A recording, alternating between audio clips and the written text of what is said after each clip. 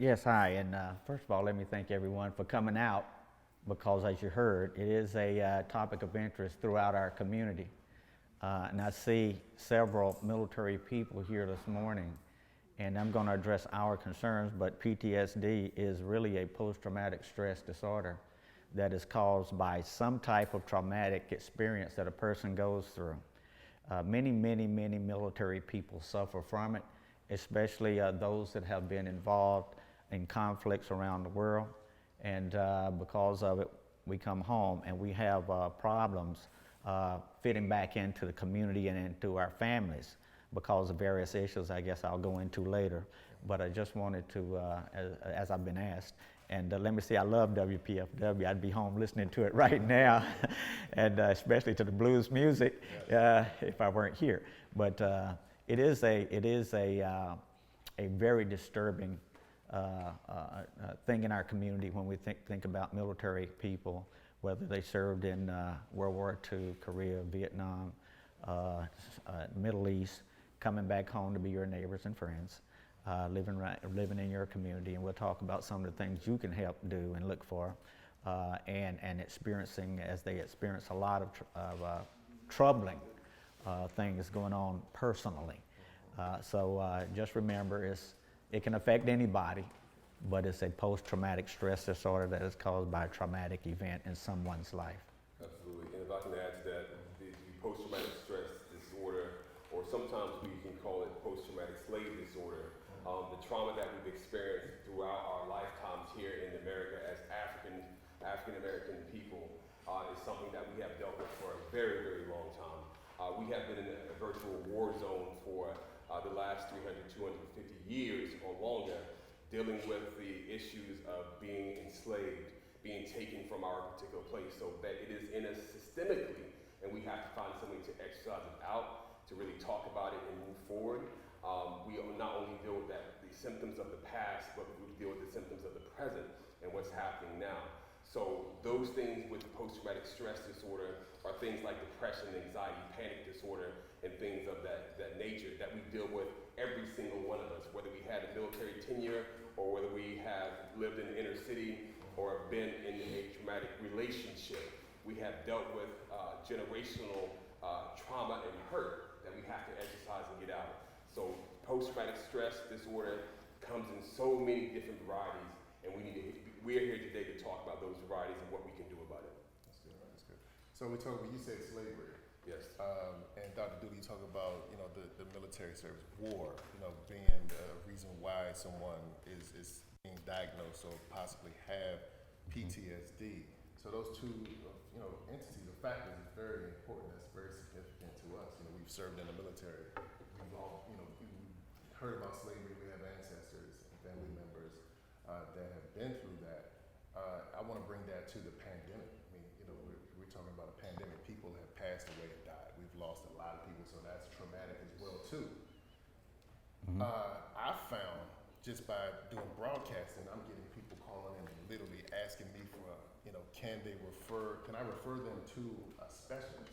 Mm-hmm. I started calling specialists and literally trying to book appointments for people. I'm finding out that people don't even have space available. Right. They can't even talk to anyone because they're so booked up. So, doctor, my question to you is that, how are people even able to get the help to someone wants to go out and get the help? Mm-hmm. Are they able to be serviced by psychologists, psychiatrists, therapists? Mm-hmm. Let me, before I answer that question, introduce Commissioner Parker, who is with our Commission for Veterans and is a veteran service officer. Give him a hand because he really helps veterans.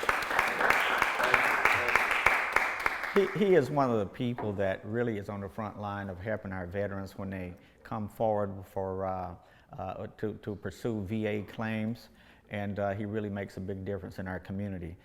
Back to your question, as you heard, I am the Veteran Affairs Officer for Prince George's County, but I'm also a former commander in the United States Air Force, where I served as a commander for 18 of my 30 years that I served. And I had to deal with health, morale, and welfare issues back during my command.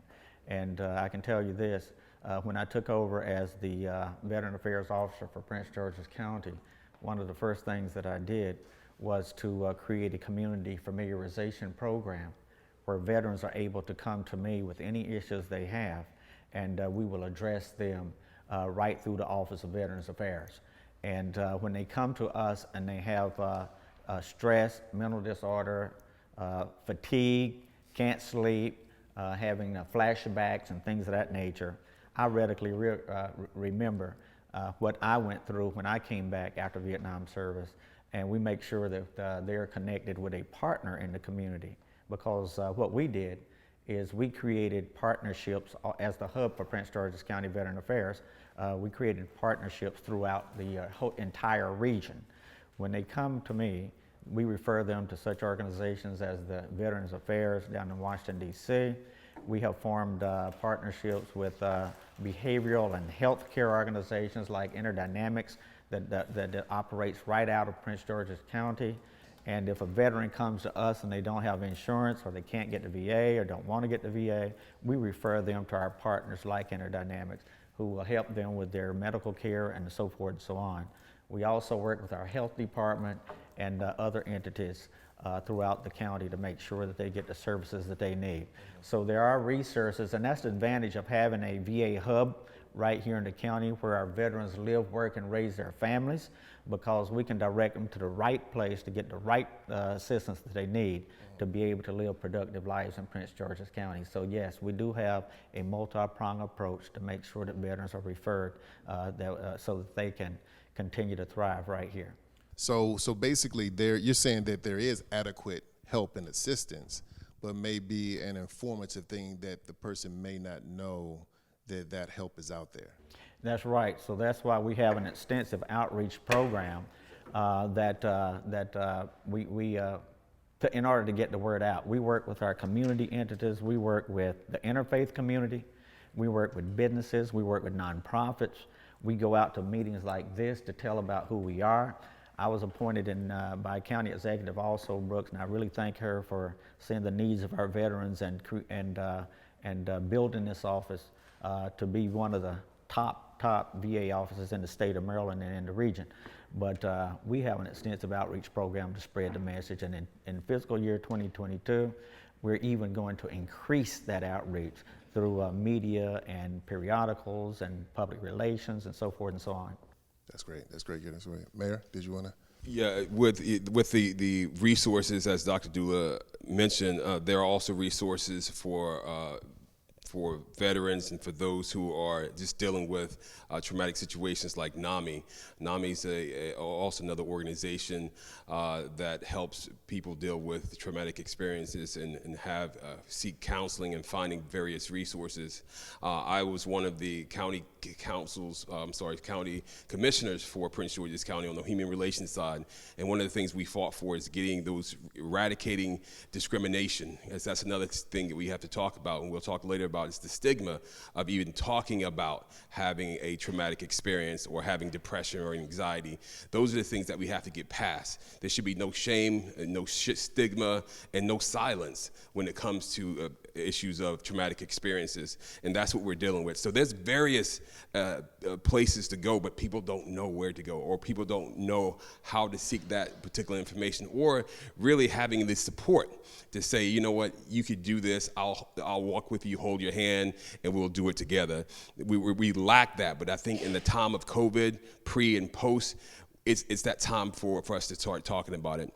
I myself, because people have to see, Bobby Rocks, you have to see me be normal and say, even me. I've dealt with anxiety and panic disorder. I've dealt with dealing with issues of trauma and panic attacks. I have too. I've dealt with depression. But and I still am the mayor. I still am the director of the 100. I'm still living my life. I'm still paying my bills. I'm still doing what I need to do. But I'm also vulnerable. I'm human. So I think when we start to have those conversations and stop trying to be superheroes to everybody and everything, everybody will start coming out and start having those conversations too. If I may piggyback on that just a bit, one of the things that we have to be conscious of is the fact that in the military, you don't go forward to say I have a PTSD, a mental issue, or things of that nature, because it can have a direct effect on your promotion, your job selection, and even your tenure in the military. And so we don't readily run to get that help. So when we come back out to military, to a civilian life, we carry that same personality with us. So we harbor a lot of things. We don't talk about it. And I often tell people to make sure you observe those that return to our civilian life when they come back to be your neighbors and friends and community members.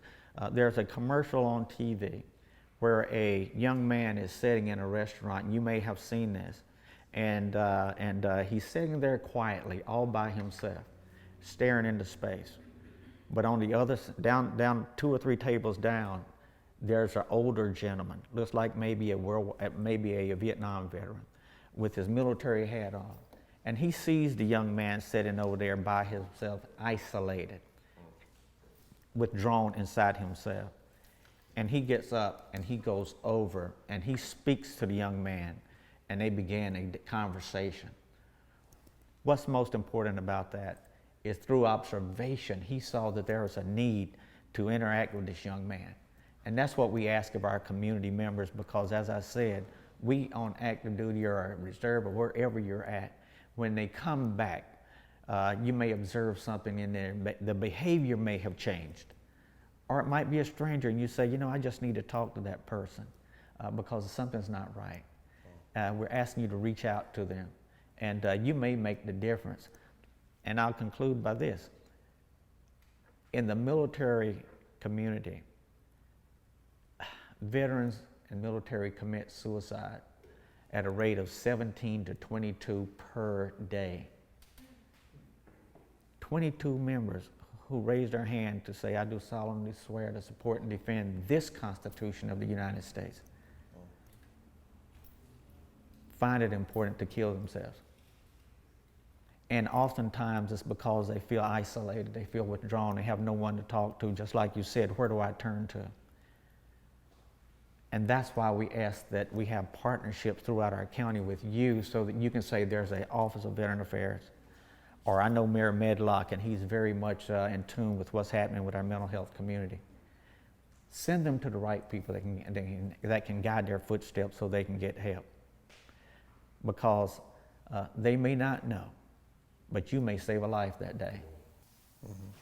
That's great. That's great response right there. I mean, and I heard both of you all say, just the access to information. We're in an information age where we have all of these different social media platforms. We have Facebook, we have Twitter, we have Instagram, we have a computer in our hands.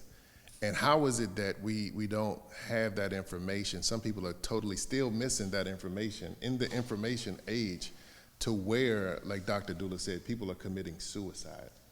And you're saying that there is assistance. There's assistance out there, but they're not informed about it, and then they're not making a move to get the services. It sounds like we have a problem with connectivity, with really informing people and letting people know, like you said, Mayor Medlock, that it's okay to get the help. It's all of these, it's like a lot of hurdles, it seems like we're facing to get them in a position to where they can talk about it, get some help, and then move forward with their life positively. What do y'all think about that? Absolutely. I think, too, it's a lot of information saturation, all right? There's so many resources, so many things, so many people saying so much at one time that you don't hear that singular voice saying, hey, do this instead. It's like we have to have that baby penguin mentality, where among thousands of penguins, that one penguin could hear the mother. And so we need to hear and see the right information, because everybody's saying everything. They have so many opinions about what we should do, what you should do, how you should do it, but they're not listening to that right voice. So we can have information saturation where there's so much happening, but we need to key people into the right areas and just say, wait, this is what you should do for you. What is specific for you at that particular point in time for your life, not what's right for the other person, because what worked for them will not necessarily work for you. So we have to really guide people in that right direction so they can have the information that's needed and that's needed for them now. One thing COVID has taught us is that we can see everybody hurting. We had a chance to really look inward and see that we're hurting, and now if I look in your eyes, I can see anxiety because I have it. If I can look into your eyes and I can see depression, because I have it, we have a chance to identify the symptoms that we are both dealing with collectively, not individually. So once we do that, we can say, you know what, let's have a conversation, because I see your anxiousness. So let's talk about it, because I'm feeling a little anxious myself today. But once we start having those type of conversations become real, sustainable, tangible, and now we can start healing. So the things and the generational things of the past can go away. But we have to start the conversation. And what do we do with the social media saturation is really get people back balanced, bring them back in the right direction, give them a particular place to go and a way to kind of move forward. And we have to make that happen together. And let me say this. You are our ambassadors. We come out here to speak to our community members so that you can take it back to your neighborhood. Like Mr. Holloway, who was one of our ambassadors, who goes out into the community and speaks at the South County Community Roundtable and to various other organizations. He always speaks about the Office of Veteran Affairs and what we do for our community. He often talks about our Help with Hope program. When I was brought on by County Executive Officer Brooks in March of 2019, I asked her, well, what's my mission? And she said simply this: to serve the needs of our veterans and their families, and to create an outreach program that's going to touch everybody, to let them know we're here. So one of the first things that we did was said we have to partner with our neighbors, we have to partner with our community entities, with our nonprofits, our businesses, and so forth. Then we had to say, well, how are we going to do this? Well, we created a motto, first of all, Operation Jumpstart. If you're in the military, you know what operations mean. They mean that you're designed to accomplish a specific mission. And as a commander, I had many of them. I even served down in South America with President Clinton's team, where I was a Joint Task Force commander. I had Army, Navy, Air Force, Marine, Coast Guard.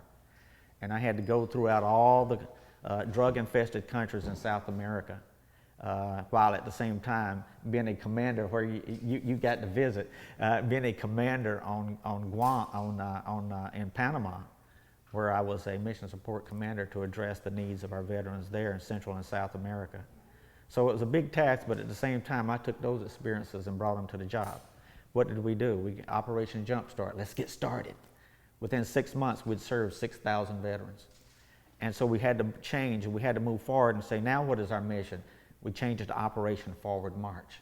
And that's where many of our veterans and our commissioners and everybody came to the table. And they said, we have to do this jointly. In the military, there's a concept called jointness. In the civilian community, when I put it in the computer, it comes back redlined. But I said, we got to teach jointness. So you're our ambassadors. It does me no good to create a Help with Hope program, whereas H stands for health, homelessness, and homebound.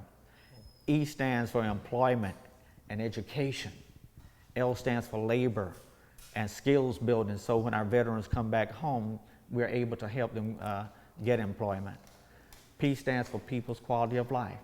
And we've addressed veterans in every part of their lives, from helping them get their lives in order to helping them get their driver's license. With HOPE stands for the Suicide Prevention Initiative we created to address suicide awareness and prevention.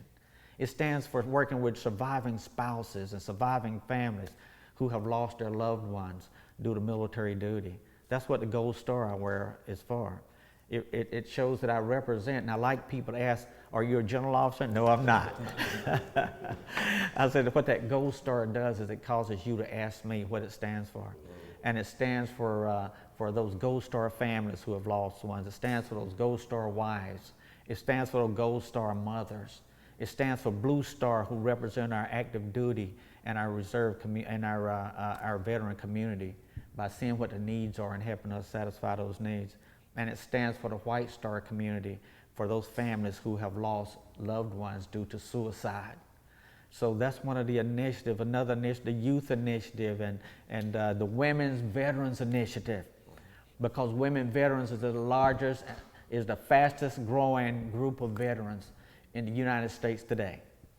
They are growing much quicker than any other subgroup. So in addressing all those through our Help with Hope initiatives, are able to talk to everyone and to make sure they understand that we're here to not only help them with their VA claims as Mr. Parker does, but also help them with their day-to-day life. And so that's why you're our ambassadors. And as we move forward, 2019 set us back a little bit because County Executive also Brooks made it one of her top priorities for us to increase our outreach for 2020. But we got stymied a bit by this, but we have a great plan where we're gonna be moving forward. We're gonna be advertising on radio and TV and periodicals with Veterans in Transition and with Mayor Medlock, been in the community and really getting out and letting people know and seeing the fact that we are here. But you're our ambassadors, and we expect and we hope and expect you to take it back to your communities and tell them these kind of things so that we'll be able to help and reach more. What is that? Each one reach one? Okay, I'm gonna ask each one to reach a dozen. No, actually, I'm gonna add on to that. Each one reach 100. How about that? Amen. We have the technology to do it. Each one reach 100 because we have it. Yeah. So, Dr. Dooley, you said when we're talking about veterans, and we know, I mean, you generally, it seems like PTSD is synonymous with veterans, but it also can affect, like the video said, it can affect anybody. You know, children, you know, a husband, a wife, you know, a father, mother, grandmother, anybody. And you were speaking about the veterans and the suicide, and that's a very unfortunate thing. I hear about veterans committing suicide right in front of something significant, a memorial, or in front of the clinic, in front of the hospital. I've heard about those things. It's an organization called the Irreverent Warriors. But let's talk about the children.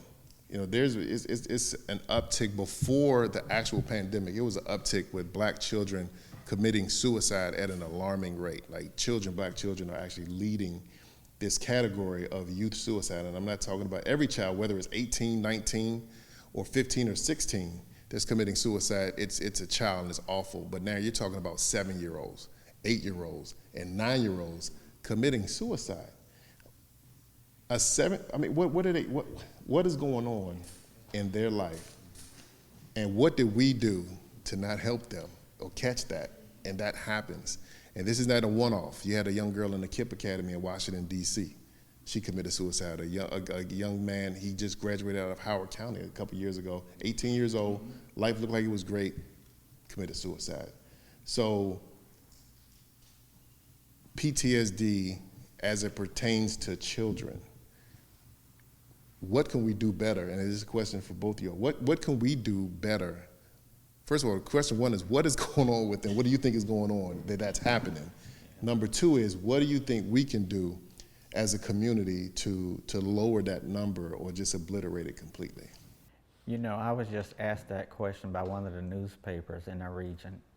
And some of you may have seen, they did a fatherhood piece on me in the Washington Informer. And they asked me that question, you know, what makes you a good father? I said, well, when I left the military, well, while I was in the military, I was separated from my family for 4 years. And that was because I accepted an assignment to South America and dealing with President Clinton's anti-drug program. And because of it, I was gone for 4 years. Well, that was during my daughter's college years. Previous to that, I undertook a couple of assignments where I was away from my family a year, 2 years, and it really had caused me to, when I got back with my family, to go through a period of readjustment. I said that to say this: after I left the military, I taught school right down the street at Crossland High School for 5 years, and that was so I could become familiar with being a civilian again. I didn't know how to be a civilian. It was there I learned through the students who taught me that they needed someone to listen. It was there that I learned through the parents that they needed to learn how to listen. And one of the comments I made in the newspaper was the fact that if you want to be in touch and influence the lives of your children, first of all, as a parent, you must learn to listen. And I used the example of, I used to take my daughter to, as she was growing up, to McDonald's. Because at home, when I asked, how's everything going, she would say, fine. But when I got her out to McDonald's, I learned so much information. I had to take 2 aspirin when I got back home. True story. But the point is this. Children need an adult mentor they can trust in their lives. And I put it that way because when I first started teaching, I would say, go home and ask your parents. Then I found out many kids didn't have parents. They may have been guardians. They may have had guardians. They may have been living in a group home. I didn't know. So I said, we need to get somebody in their lives that will listen to them and give them good information. And I can tell you this. Oftentimes when I talk to the parent and I said, if you really want to reach your child, just sit down with them and let them talk. And I never had a parent to come back and tell me it didn't work. But at the same time, when you don't give them that attention, then who are they going to turn to? To their peers, who know no more than they do. And oftentimes they get bad advice. And so the students taught me that. So when I talk to people now, I say, make sure the first thing you do is to listen to the young person that's trying to get your attention. And then once you do that, make sure you give them time. You know, when you don't give them time, they don't learn to trust you. So once they learn to trust you, then they would turn to you when they need advice or need help. And I know Ms. Dupree knows that at CASA because they work with youth. And I have seen the difference in a child that has an adult in their lives that care. And I've seen the ones that did not have that and end up incarcerated or worse yet, end up losing their life. And I've seen both scenarios. So I think we need to, there's an old song that says, stop, look, listen. That might go over somebody's head, but I know that Mr. Parker and some of the other ones, we need to stop, look, and listen to the children out here. Don't use that garage door syndrome. You know, and that's one of the things that stuck in my claw. I heard a speech on garage door syndrome one time, and I never forgot about it. And it was talking about those of us that have garages. And we get up every morning, we go down to our garage, we get in our car, we pull out of the garage, drive right by the kids standing on the corner waiting for the school bus or standing there and talking. We go to work, and at the end of the day, we turn around and we come back home. Those same kids are standing there on the block. We pull right into our driveway, shut the driveway, and never talk to any one of them. Because of it, I created in my community a program that said, just say hello. So every car that goes in our neighborhood, neighbors do this, just like, you know, that southern thing. I don't have to know you, but I'm gonna wave at you. In my neighborhood, visitors come to the neighborhood and they say, oh, where's your house in association to where that guy that waves lives? Well, I do that because I like to have that interaction. So we need to just stop, look, listen, get involved in our children's lives and get involved in our community lives. And, you know, and I'll say this, and I'm gonna hush. Because of it, almost over the 30 years I've lived in that neighborhood, the kids stop by now who are adults and say, Mr. Dooley, we're here to just say hi because you're like the father of the neighborhood. And it all started with one gesture. That was it. And so we need to stop, look, listen, and gain the trust of our children. And if you turn the life around of one child, you made a difference. Yeah, I absolutely agree. It starts with a conversation. I am from the South. I'm from Savannah, south of Savannah, 2 hours south. Some dirt roads and folks in Georgia. So that idea, concept of speaking, just very small gesture of speaking, or before we had masks, just providing a smile and a hello, how you doing, is the thing that separates and will make a huge difference in a child's life. Not even a child, but adult too, because we don't understand sometimes what we're dealing with on a day-to-day basis. These kids need us to really just speak up. We have, in a sense, created monsters. We're like Frankenstein and creating the monster. Now that they become monsters, we condemn them for being monsters, which is so unfair. And we've dropped the ball and we failed our babies, and now they're dying. They're dying because they haven't been listened to. We haven't been speaking enough. Now we have masks on. They can't see us speak. So what do we do now? So now we're in the point of trying to catch up and trying to get back to where we needed to get back to and having that dialogue. So the masks are coming down now.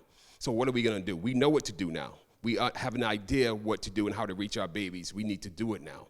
We need to give them that energy. I had a program yesterday, a basketball program and community event program, where we just showed good energy and we loved on our babies. We showed them love and energy and that we care. And someone walked up and said, you good people, because I feel it. I feel it. So they feel that energy. Whether you're sincere or not, they understand it and they get it. But we have to get back to the basics so our babies can stop dying, because all they need is somebody to care. It doesn't have to be the mother or father. It doesn't have to be, but it has to be somebody from the community.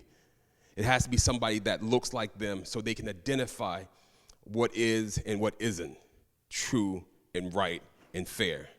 But we have to start speaking. At some point, we cannot let this continue to go on. We could turn the tides. Life can start flourishing again for our babies, because we're losing generations now. When we're talking about 7-year-olds and 12-year-olds and 15-year-olds dying, we're losing generations. We're losing those young people who will be able to take care of us when we get older. Now, if they don't build that trust and bond with you now, they don't know you when you get older. They don't know to take care of you. They don't know to provide for you. They don't know to shelter you. You're just a stranger. So we have to start really investing in our young people so they can invest back, and we keep doing this over and over again. But at some point, and I think the point starts today, and it started now, that we have to reverse the tide, and we're doing this now with this conversation. I agree with you, and I think there are resources in the community, but again, it's bringing awareness to those resources for families, parenting classes that are hosted by a nonprofit organization for young moms. There's My Brother's Keeper organization. There's the Prince George's County Commission on Men, Boys, and Fathers, who are doing work to have men more engaged with families. And as you mentioned, when youth are removed from their home, many youth who are in foster care experience PTSD trauma 2 times the rate of a combat veteran, because their first trauma is whatever the incident happened in the home that's causing them to be removed. The second trauma is the actual removal. The third trauma is being placed into an environment that is not their familial home, it's not their biological family. And whatever experiences they endure in that placement, again, brings on additional trauma.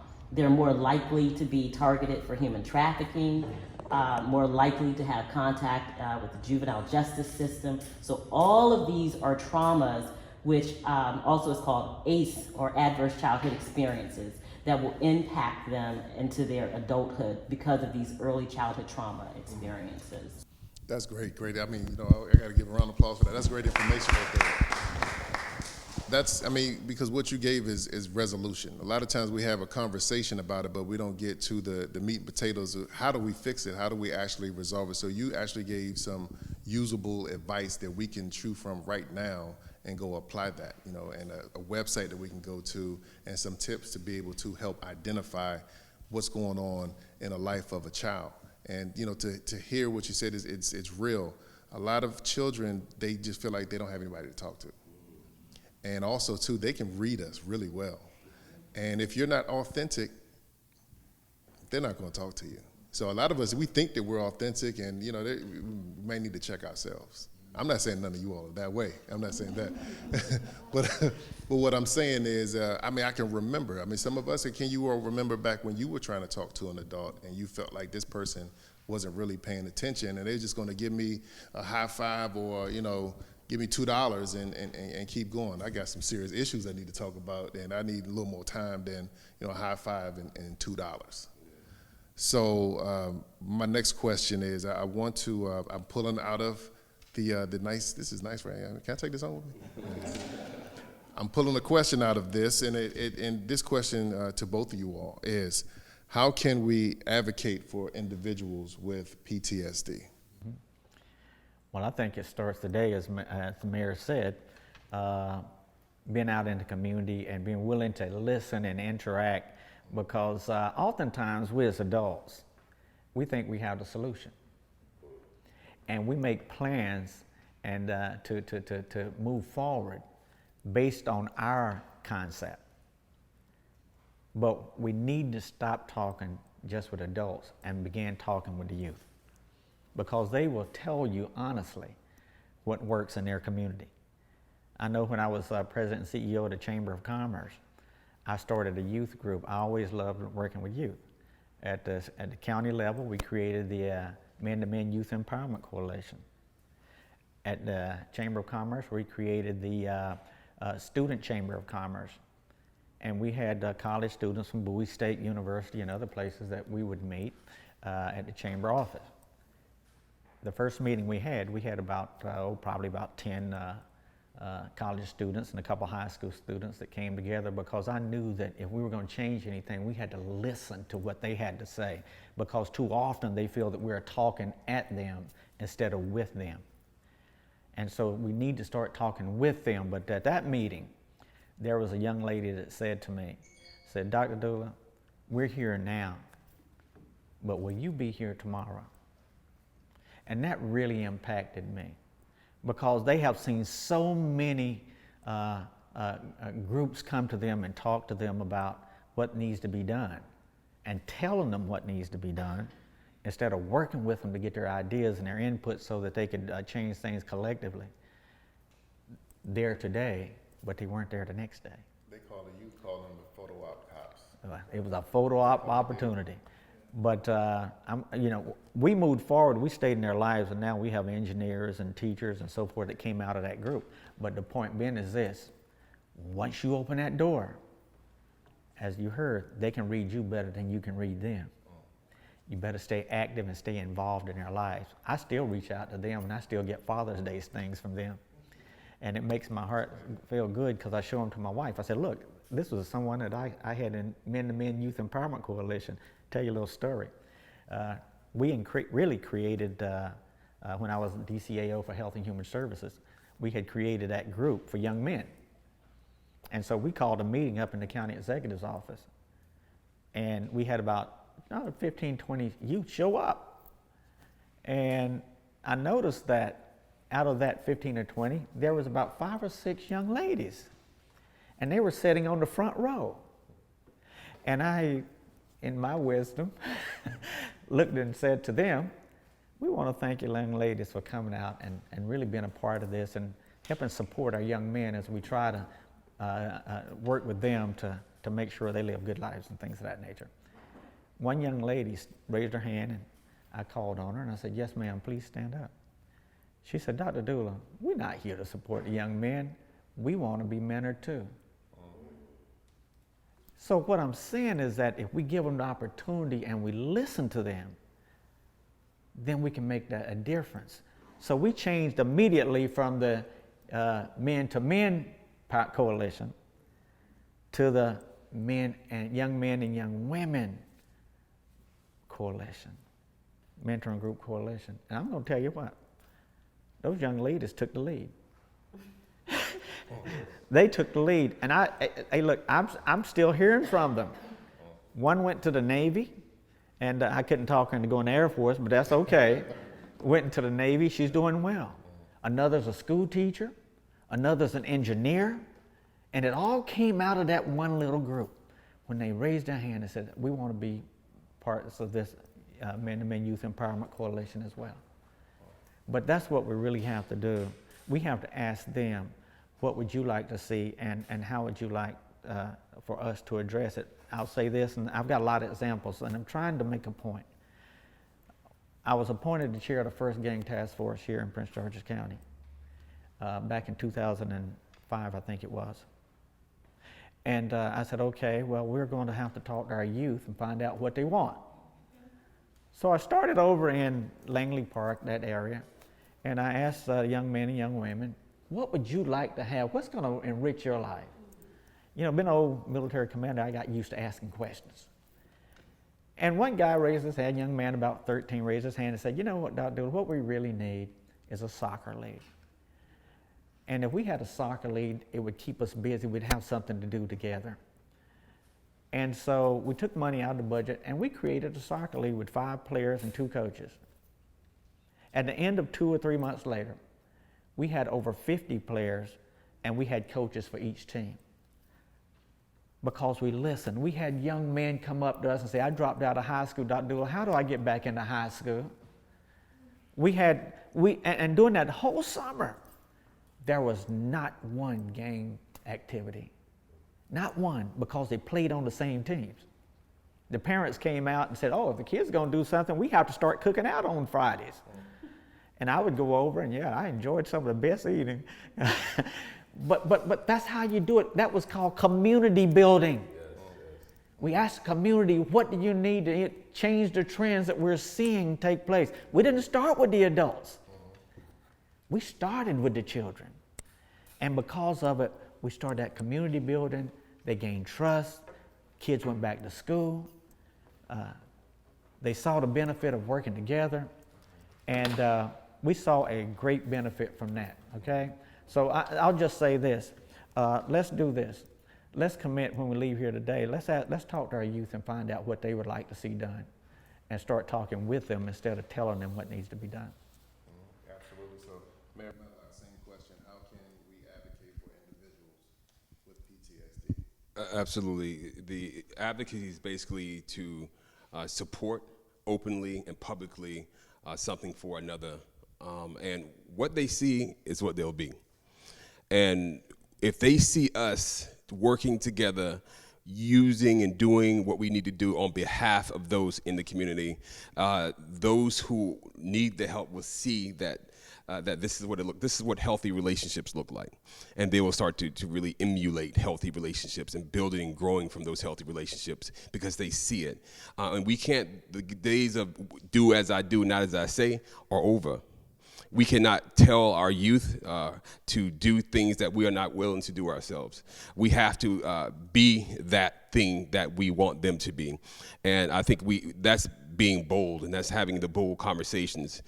Policy, as a legislator and of policy, wanting to change some of the policies that help with those when you come out and say, well, I have depression, I have the anxiety and panic disorder that creates problems and issues at work and throughout my family, that we have policies in place that we can make sure those things are changed and things can move forward despite. So policy is huge for me. Make sure that the narrative of our particular central government changes. And if you come to the city of District Heights, you'll see activities being performed. You see us working out as a community, walking programs together, holistic health, being involved and engaged in our community. That is one of the things that we would help as far as the advocacy is concerned.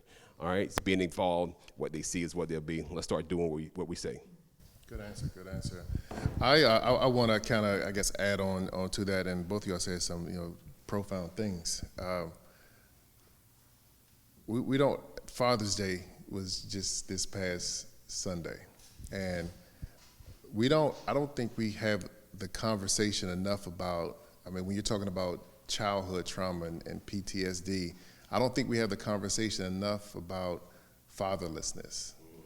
We don't have that conversation. We don't have the conversation much about the court system and how, the black community, we're taking ourselves to court at an alarming rate. You can go to any county. You can go to Prince George's County. And let me say this too, because I know that you all may be friends with judges. There's some awesome judges in every county, but there's a problem, in all courts. And it's creating dissension in the black family. And we don't have that conversation enough. And I think that's adding on to a lot of the trauma when you talk about children. If the family's not together, if dad is not there, and the narrative is always that daddy left too. We got to address that. A lot of fathers are forced out. And if they're forced out, and if they can't get access to their child, whether that's a daughter or a son, that's PTSD right there, automatically. So as a community, how are we going to be able to fix that? We got to start talking about the foundation. We're talking about each one teach one. No, we can go out here and go get 100 fathers back in the house. Go talk to these judges and say, hey, again, I'm gonna say it again, I know some wonderful and amazing judges. We're friends, and they do an awesome job. But for every good judge I can name, there are about 15 other horrible judges that should never be on the bench. And that's just the truth. That's in all counties, in Maryland, and DC, and Virginia.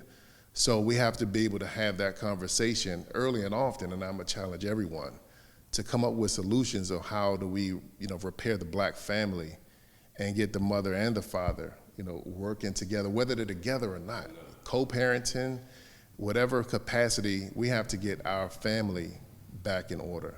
Mantra, you got I agree with you, and I think there are resources in the community, but again, it's bringing awareness to those resources for families. Parenting classes that are hosted by nonprofit organization for young moms.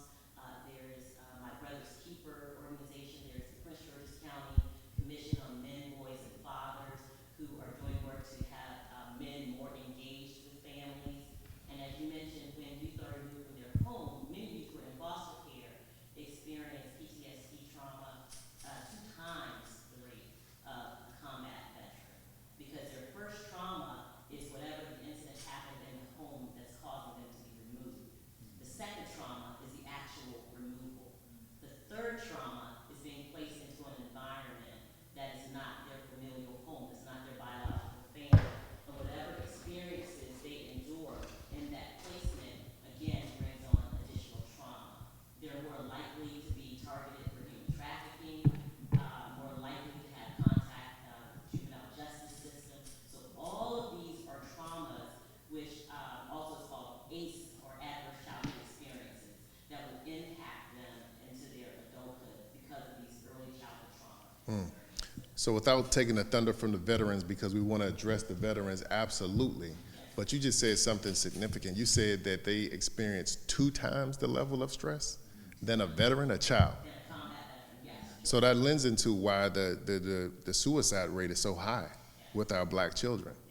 The family structure, and the courts. Look, if I'm a judge, I didn't ask for your family to come here. But as a judge, if your family is here, I need to do my part to assure that that father and the mother, not just the mother, the father and the mother and the child are represented, and I'm doing my best as a judge to make sure that happens, and that's not happening. So we have to be able to address that. Thank you, for that commentary. Got another question out of this beautiful vase. What are the characteristics of resilience? Anybody want to go first? Mayor? Doctor? All right. Wow, that's a great question. Resilience is the ability to maintain a certain level of character throughout, despite adversities. So you be able to be malleable, all right? To be able to bend but not break.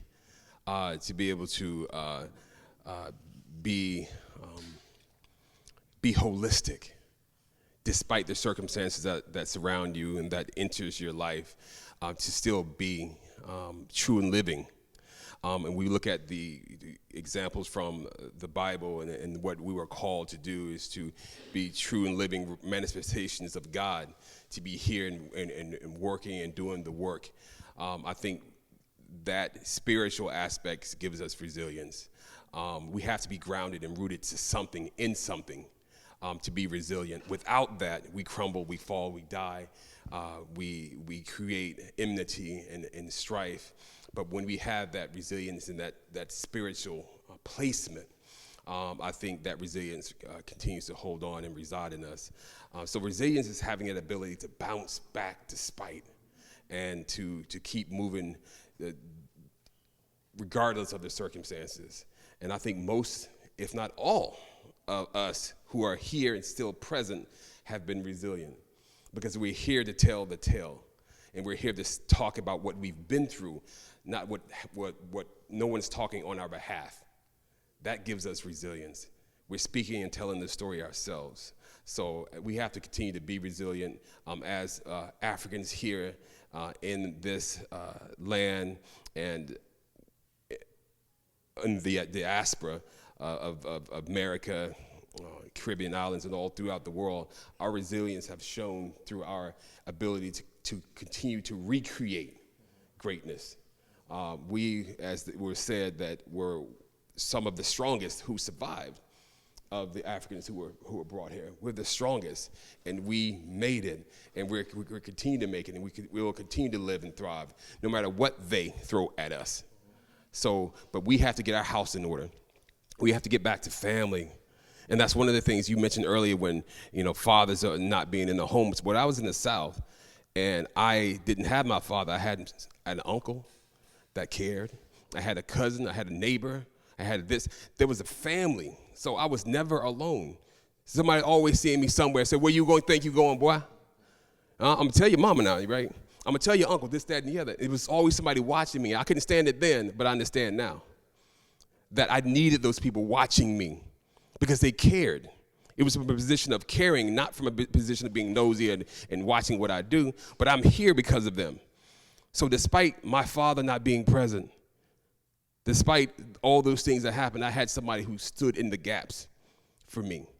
When I came here, I didn't see it as much, and it hurt me because I said, all these black people, surely I'm in the mecca of black greatness, and it wasn't the case.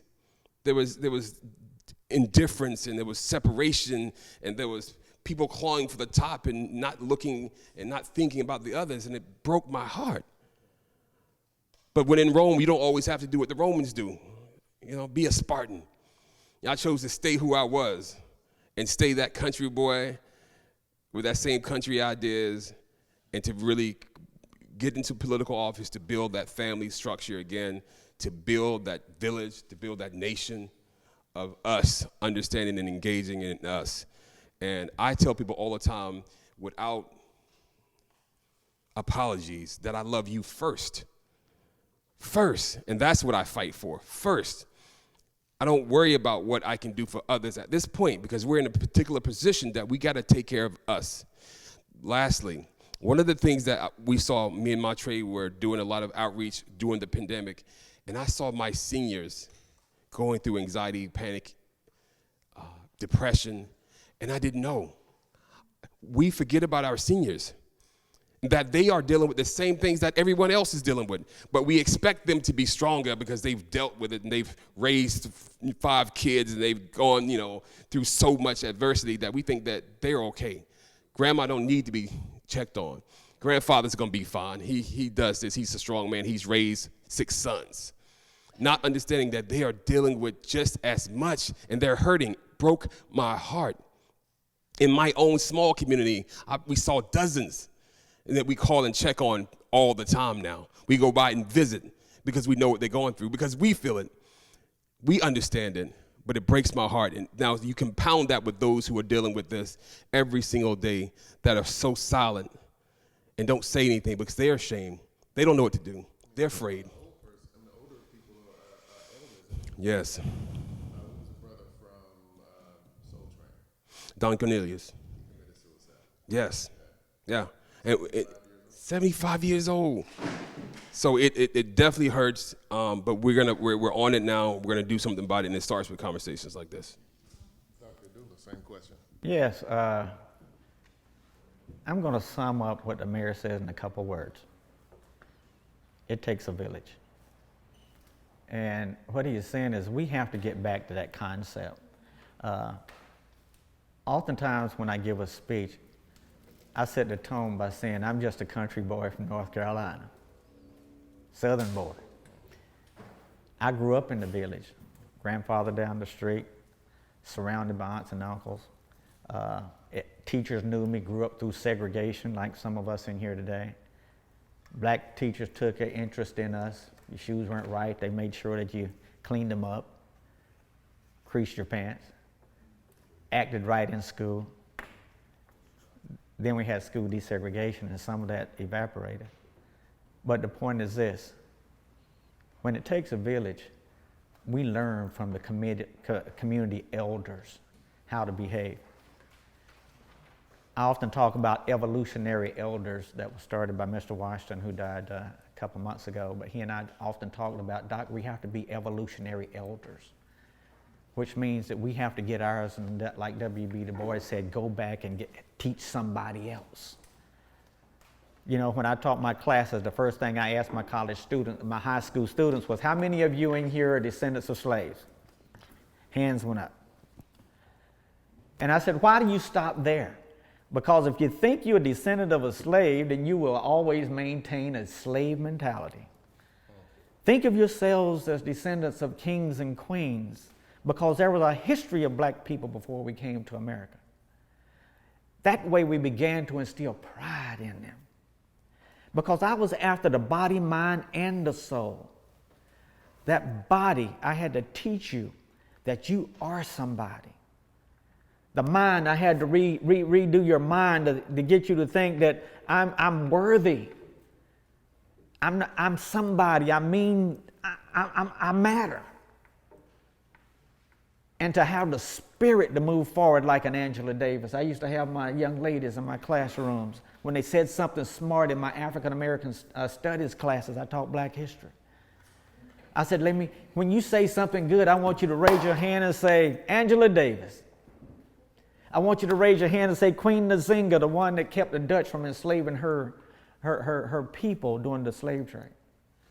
I want you to stand up and be proud about it. Later on, those same kids came to me and says, I'm still Queen Nzinga.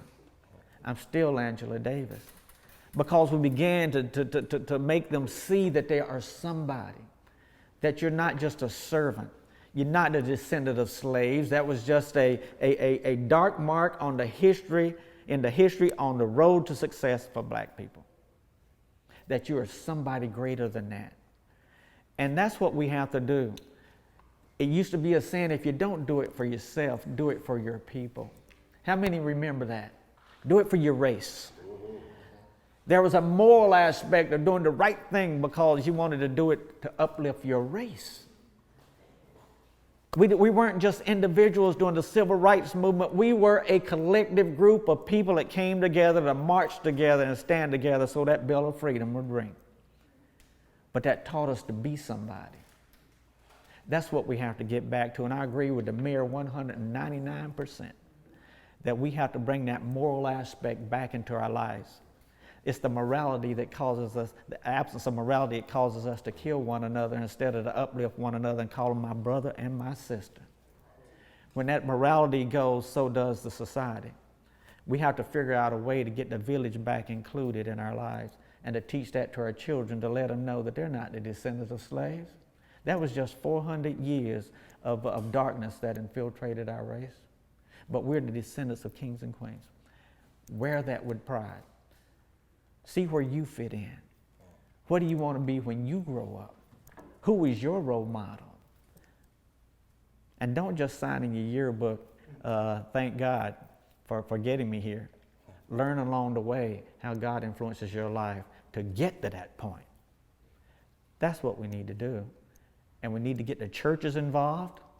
The churches need to be outside their four walls, because they deal a lot with people inside those four walls. But I often ask the pastors, what are you going to do about that kid out in the car lot stealing your car while you're in church? And I've done that. Some I offended, some said, you're right. But we need that moral aspect keeps us from killing one another. It keeps us from backstabbing one another. It keeps us from seeing our brothers and our sisters as enemies. So we have to get back to that. It takes a village, and bring that mind, body, spirit concept back into our communities. Be active. Get involved with somebody, something, and help spread the message that you were in a meeting today that made a difference and you wanted to share it with somebody else. Now, what are we going to do once we leave this building? Okay? And so I agree with you, Mayor. We two Southern boys from down south. It does take the village, and we need to have the village come together in a spirit of unity to make a difference in the lives of our children. Yeah. Okay. And I want to commend both of you all for your efforts. That's part of the work that the both of you all have done in the community. Can we give these brothers a round of applause? And I'm going to give a shout out to Mayor Medlock, because he and I have been working very close concerning community and veteran issues and trying to teach others about what we're doing, because we want them to do the same thing. So I applaud Mayor Medlock for his open mind and all he's doing to make a difference. A couple more questions, and then we're gonna wrap this up. And Dr. Dooley, I definitely think this question is for you. What forms should you use to have a code removed from your DD 214? What, say it What again? form should you use to have a code removed from your DD 214? Well, we have a commissioner of BSO right now. Can you Okay. address that? Well, first of all, what do they mean? What code? Now, you got one code on there. The readmission code. That's the one they're talking about. It's on code or no? RE1, RE2, RE3, RE4. RE1 can readmission. Now, you get to RE4, you can't readmission. Can you readmission out of the way? That's true in most of the services. How you get a DD 214 changed? I can't tell you how you get DD 214 changed. If someone came to me and said, I want to get one changed, then we'll start working to get it changed. Now, if you got a document in your file, you in the Air Force, whatever you do, and you didn't like what it said, or there was something wrong on it, you can't get it changed. The only way you get that changed, you hear about discharge upgrades. There are discharge review boards that military people can go to, but you got 15 years. After 15 years, you can't go to a service discharge review board to get it upgraded. After 15 years, you've got to go to what they call that services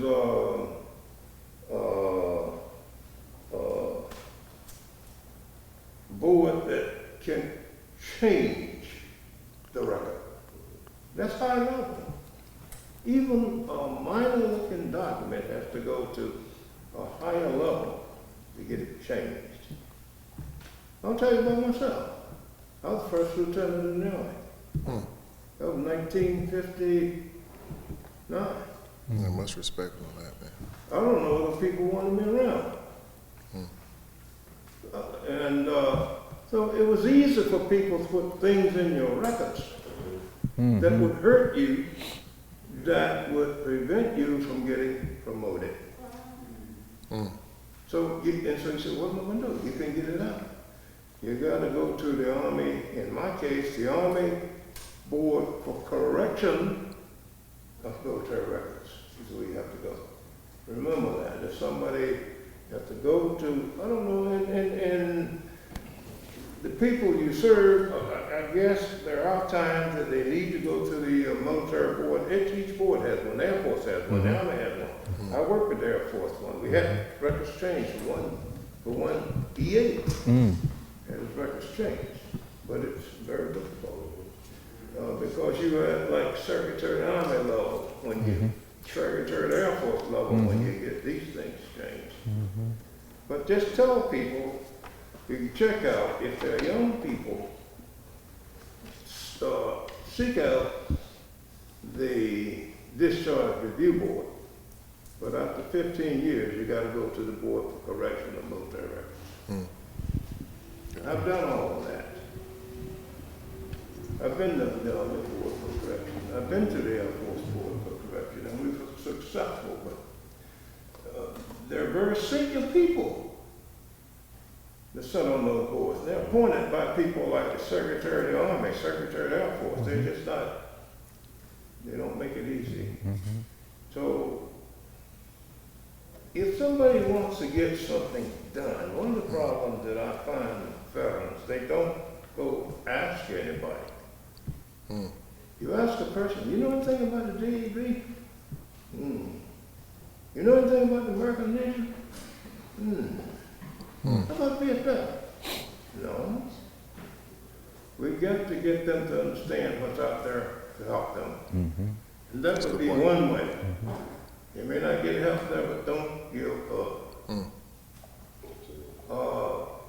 And we're here all the time. There's somebody lady last night came out of Marine Corps in 1985. Needed help. Never spoke to anybody about that help.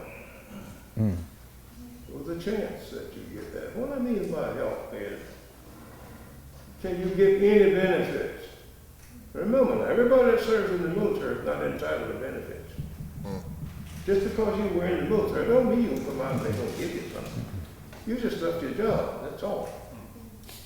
The only way you get a benefit is that you may have a disability, you have been sick or injured, and needed help on the VA side. That way you put on a claim and get some benefits. But if you were in the military and you spent 30 years and you never got injured, you won't get anything. But now if you retire, then you get some retirement pay. But those people that didn't retire, you won't get anything. There's nothing wrong. Okay. And then there are other folks. There are other folks that overlook a lot of things. I think they tell me now it's better in the military. Before people leave the military now, they have classes they go through. They go to these classes and they learn things that they may not have learned years ago. And so if they pay attention and listen, and they get a lot out of it, they know which way to go. But remember, don't run away from the VA. You find people run away from the VA. How many people see you go to the VA and say, oh no. Okay, I heard that. Okay. Yeah. You're gonna hear it next week, since I said it. That's right. Right. So what Mr. Parker is saying, you really need, I always send people to a veteran service officer like Mr. Parker here, who does an outstanding job in the community, because your VSOs are your frontline workers in my book when it comes to requesting anything that has to deal with a veteran claim, or even if you just have a question about discharge. He's just giving you some good examples on things that we all can take back to the community. But it starts with the veteran service officer, just like Mr. Parker for the Disabled Veterans of America. Thank you for that, Commissioner Parker. Definitely appreciate that information. So, Send them to us, and we can do something. We got a crew of people that work there. We're a service organization. We have 1.4 million members across the United States. And our whole mission is to make the lives of veterans better. Like us, we have to do things. We don't get any pay. They're volunteers. volunteers. Really get paid. Right. We definitely appreciate it. Yeah. I'm a veteran as well, and I've always friend of mine, Dr. Mrs. Parker. Hi, Ms. Parker. Okay. You know, Okay. and my friend here, Ms. Wilson, also retired as well. But I remember Colonel Parker might not know me because I have the mask on. But the DAVs on Art Road, they're awesome. They got me what I needed. And I mean, you know, I work with George Eves. But I'm just saying, I just feel right now, we need a female up there too. We need a female on this town. I hope we have that next time. I'm not been there 43 years, but. Air Force, retired Air Force. You know, but, you know, I only remember in George Parker, but I came here and I had some issues, and I started years ago, so I had, you know, some things happen in the military. For females, sexual trauma is really bad. When they talk about that today, that is a big issue. Yeah. Especially military men, especially black military men. They're not made rank because of those things that's supposed to put on their DD-214. Now, I've had several veterans that told me, it's no, can I do that? I said, go to DAV. Because they're going to get it for you. They're going to work their butts off. And they are veterans and they are volunteers. I get paid a penny. So I'm an advocate. I know a lot of stuff over with. I'm going to be an advocate for veterans because I'm a veteran. My husband's a veteran as well. And they said some women went through. I'm experiencing some things that my sisters went through. These are my sisters. You know, it was terrible. Listen, it was terrible. And some of us, that was a race, but it wasn't a race thing, it was a white term to get this to me. And it was horrible. I'm not going to talk about it, but my case had been heard, and I did get my claim. There's other things going on now, so it's going to go, and some more issues are going on here, but we need to get our sisters involved. We need someone, so I don't want to do it, I want to do it. I didn't want to do it either for over 30-some years. I stopped, I went back and forth, and so I met Georgie, who is a sister, you know, well, that is female, and she said, you gotta go do this. This is enough. Go through it and get it done. And I'm asking the same thing for everyone here. Go through it. It's gonna be done. Repeat everything that happened to you, but go through it because it's working. it's good. All right. So So now we're going to open up the floor for any questions. If anyone wants to ask any questions right now, this is definitely the time if you want to. Yes, I ma'am. have a question, but I'd just like to make a comment. And so this has been wonderful. I wanted to come just to, just to be a part of the dialogue. I actually am a spouse of a veteran. I actually met Dr. Dula some 26 years ago, actually, in Panama. My family, my husband and I went to vacation, and my brother-in-law invited us over, and we met Dr. Dula. So he's been a wonderful resource over the years. But what I want to say is sort of piggyback off of the resilience that you all discussed. Because of my husband's resilience, and I think hopefully with the support of me, he was just recently awarded a different rating. My husband was actually a Vietnam vet. He was actually injured. He was shot in the legs. He has actually worked over the past 20-some years trying to get somebody to recognize that he was shot. So when he was in the field, something happened to his records. They let him have a couple of days off or whatever, and then he had to come back in, but somehow it did not get recorded. He has worked for the past 15, 20 years trying to get them to recognize that he had been wounded, to be shot. He had been seen by physicians. No one would actually make that statement, but he had been encouraged to continue the fight. He had, maybe about 7 years ago, he got together for the first time. They had a 50th reunion of his unit, and they all wrote letters on his behalf. He had gone through the local, congressmen, trying to see if someone could, trying to just help him to get recognized. So he was finally able to get rated, but it took a physician, I think a doctor with the Veterans Evaluation Services, just recently in the last year, and that doctor recognized. I went with him to actually be seen before a judge. He had my husband was recommended to get a good lawyer, and he did, who represented veterans. And as a result of that, just last year, he was able to get his rating up to 80%. But it took all that time. And in addition to that, his lawyer wants him to fight for a Purple Heart. My husband just wanted to be recognized. He's just happy that somebody recognized his service, and that's what he told the judge. Like you say, a lot of times veterans come out, and we don't even want to talk about the horror stories and the treatments and so forth, but I'm pleased to say that my husband has received excellent services just in terms of medical at the VA here in DC. He didn't get that treatment in Baltimore when he originally came out, and that's his hometown. But I just want to say the resilience that he had to keep on pushing, because he said he just wanted to be recognized that he was wounded after all that service, and he figured he'd come back and, it's like, you're not getting really you're not making an impact by just trying to move forward in life and say, well, this happened. And so, just in terms of what am I entitled to. So I really appreciate just the information. That's why I'm here today, just to come and be a part of the dialogue. But I have to admit, there are some very good services, including Dr. Dula's office, and he recently shared some information with us just in terms of what would be helpful to him. But I just want to say, keep on pushing, and to really go after what you are entitled to, really, and never give up. So I'm happy at his age now that he was finally recognized, and 80% made a difference. A big difference. A monthly check coming in. That's right. Oh, yeah. That's right. I'm like, well, okay. And on top of that, he was able to be awarded a dollar amount. Yeah. And then one day I'm looking at our online account, and I'm like, where did this come from? I didn't have to second guess when I saw it say VA, when I'm thinking, well, God, you are so awesome. So whether late, Amen. just keep on pushing. Keep pushing. Just keep on pushing what you feel like you're entitled to. And again, it was just a recognition of the services that are out here. And there was a woman judge who listened to him, and she was compassionate, and she could hear him speak in terms of how long he's been fighting. So just continue to be resilient, because one day, your truth will be told. Amen. You'll be rewarded. Yes. That's good stuff. And I can remember her husband telling me back in 1995 in Panama when we met, he says, I was wounded during Vietnam, but I was never recognized for it. And for them to come back in our lives all 20-some years later, Well, you know, I recollected that, but at the same time, I'm happy that he was persistent.